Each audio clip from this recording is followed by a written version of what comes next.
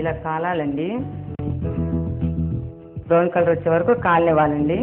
వాటిని సమానంగా కాలాలంటే అన్నీ ఇలా తిప్పుకుంటూ ఉండాలండి.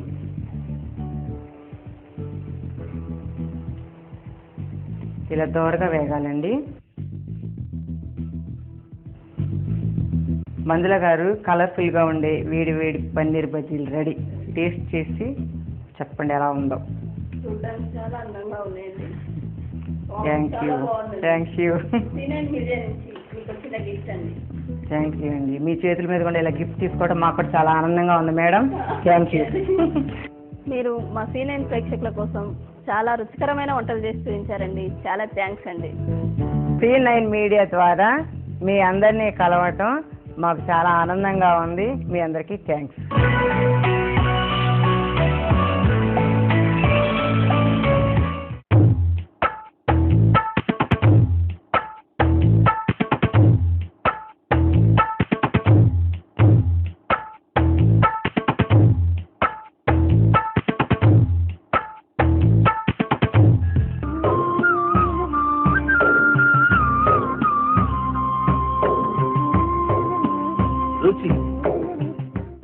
రుచి ప్రేక్షకుల కోసం ఓ ప్రత్యేకమైన వంటకాన్ని చేసి చూపించడానికి మనకు వెంకటేశ్వర గారు ఉన్నారు. వారు ఈ రోజు మనకి ఏ వంటకం చేసి చూపించబోతున్నారు వారిని అడిగి తెలుసుకుందాం. నమస్తే వెంకటేశ్వర గారు. నమస్తే అండి. C9 ప్రేక్షకుల కోసం మీరు ఈ రోజు ఏ వంట చేసి చూపించబోతున్నారు చెప్తారా? మిక్స్డ్ దోశ అండి. మిక్స్డ్ దోశ. వెంకటేశ్వర గారు మిక్స్డ్ దోశ చేసి చూపించబోతున్నారు. అది ఎలా తయారు చేయాలి, అది తయారు చేసుకోవడానికి కావాల్సిన ఐటమ్స్ గురించి వారిని అడిగి తెలుసుకుందాం.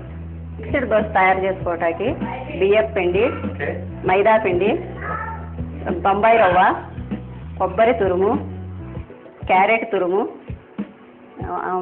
అల్లము ముక్కలు, పచ్చిమిర్చి ముక్కలు, ఆనియన్ ముక్కలు, కొత్తిమీర, సాల్ట్, ఆయిల్, ఇవన్నీ 10 minutes అన్నీ కలుపుకుని 10 minutes పెట్టుకోవాలండి. కలుపు పెట్టుకుని దోశ వేసుకోవాలండి. ఎస్ చూపిస్తానండి.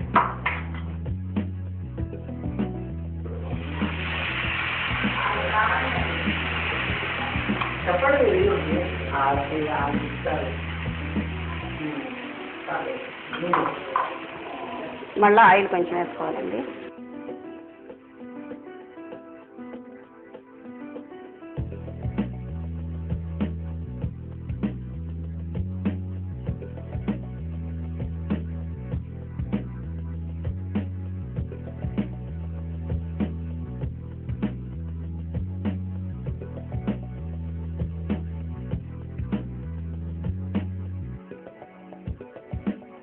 కిరణ్ గారు, మిక్స్డ్ దోశ ఎలా ఉందో టేస్ట్ చూసి చెప్పండి అండి. చెప్పండి.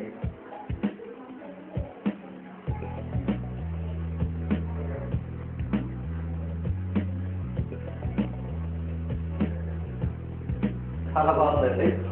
తప్పకుండా అందరూ ట్రై చేసి చూడండి. చాలా టేస్టీగా ఉంది. చూసారు కదండి, రుచి పరీక్షల కోసం వెంకటేశ్వర గారు మిక్స్డ్ దోశ వేసి చూపించారు. చాలా టేస్టీగా ఉంది. మీరు కూడా తప్పకుండా ట్రై చేయండి.